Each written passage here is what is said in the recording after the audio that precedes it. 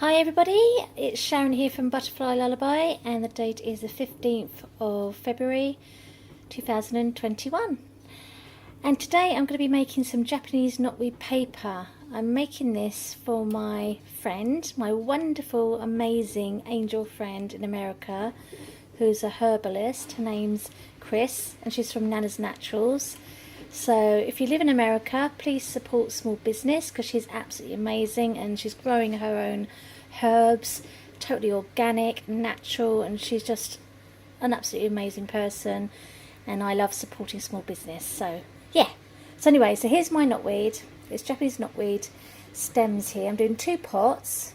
So I'm going to boil these for an hour. And then I've got the Japanese knotweed leaves in another pot.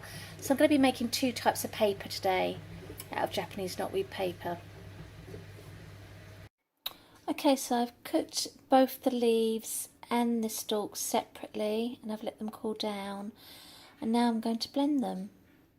So I don't know if I mentioned before, but I actually cooked it for about an hour. So I cooked the stalks separately for an hour and I cooked the leaves separately for an hour, just in normal tap water. And I'm going to whiz this up. So I've got the stalks in here. I've already done some of the leaves, blended those up. So just sort of like blend them down until they're sort of like a little bit, quite small, as small as you can get them. As you can see, all the fibres have sort of like torn away now, so I think that'd be okay for the paper. So I've just sieved all the fibres. So what I use for making the Japanese knotweed paper are these fantastic little lids. You know when you do, where you create your microgreens, you put them in a glass jar and you've got the little lid that goes on top for sprouting. Well, that's what I've been using, and these ones are bigger ones. They don't seem to fit in any glass jars, so they're brilliant for paper making. Then I just sort of plonk on the Japanese knotweed. I'm going to have to switch this off because I can't sort of hold the camera and do this at the same time. So I'm going to come back in a minute. So I like to press it down with my fingers until I've got just the right sort of thickness that I want.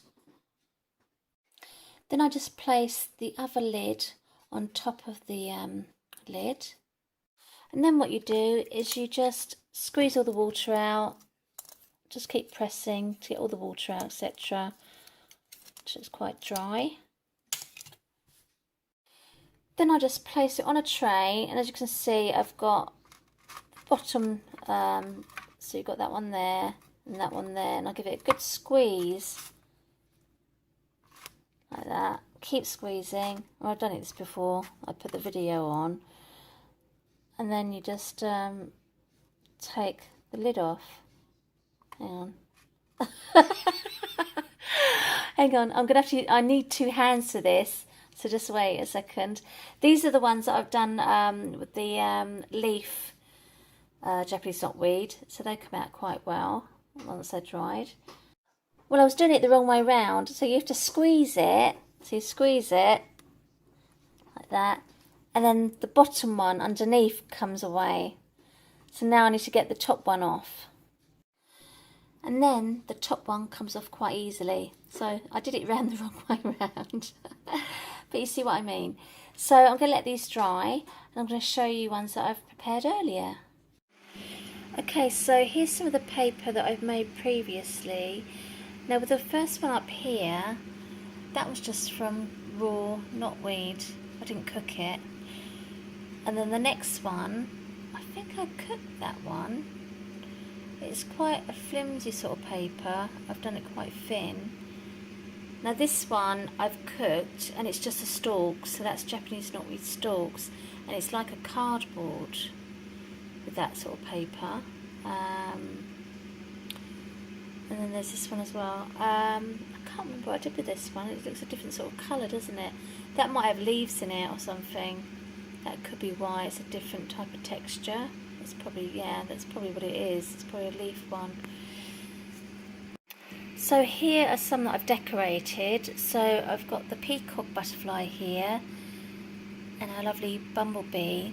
Just a couple of pollinators. Oh my gosh, I just love nature. And I just absolutely hate pesticides. I just don't understand why anybody that's academic would promote this stuff, because it's so dangerous and toxic to us, our environment, our children, our dogs and cats, and you know what I mean. So anyway, so that's what I want to do actually. I want to try and get artists all around the world to create, you know, our pollinators art of moths, you know, the most popular ones, butterflies, bumblebees, and send them to me, and I want to make a video and then you know, put a song on there and just say, you know, please stop using pesticides. So if anybody wants to do that, please contact me. So here's another one here. This is just of dried flowers. I think they're buttercups. So that's them, and I've got some more in a minute. Yeah, so here's some here. I've just used pen, you know, just like baro, black baro. So I've got Fly High as a butterfly. I mean, I just love butterflies, don't you guys? Be Happy. Bees I absolutely adore. I've saved a few bees in the garden. I actually saved a butterfly from the spider as well. That's one that I put in my book. And Dream Big, the dragonfly. I love all these beautiful creatures. I think they're just so fantastic and worth saving, and we're so lucky to have them, and just need to protect them really. So, you know, I'm just hoping that my daughter, who's a really, really good artist, will give me some art lessons, and so I can be better at creating art and just really wow people. And who knows, I might be able to sell some stuff and raise some money to sort of do my project of, you know, saving our bumblebees. So yeah, watch this space. Oh, and here's my framed one that I absolutely love. So I've got my bumblebee in there, and I've got I think pressed flowers as a heart there in the middle, and then the Japanese knotweed there just at the end. So yeah, I absolutely love this.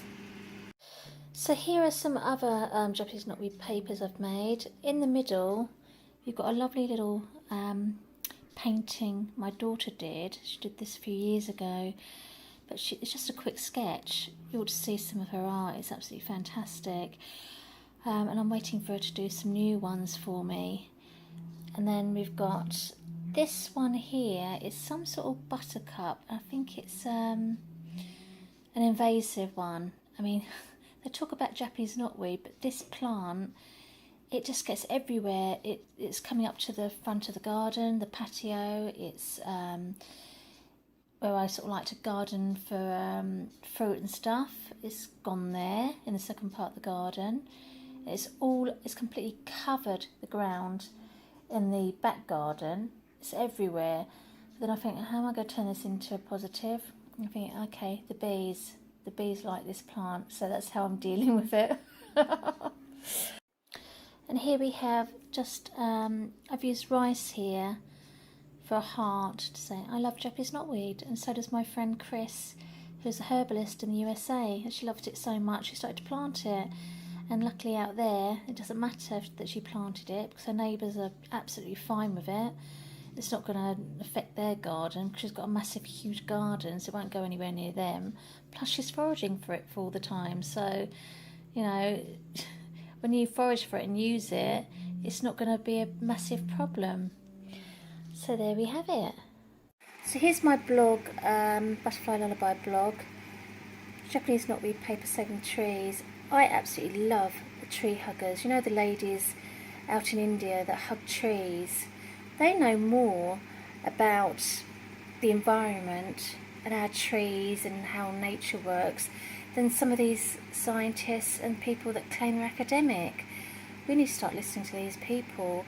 They claim that they're not educated, but they know more than we do, that's for sure. This company here overseas is making Japanese knotweed paper commercially, and I tried to write to them and ask them if I could buy some, but I just can't get a response. If anybody manages to get hold of them, please do let me know, because I'd love to purchase some Japanese knotweed paper for art projects.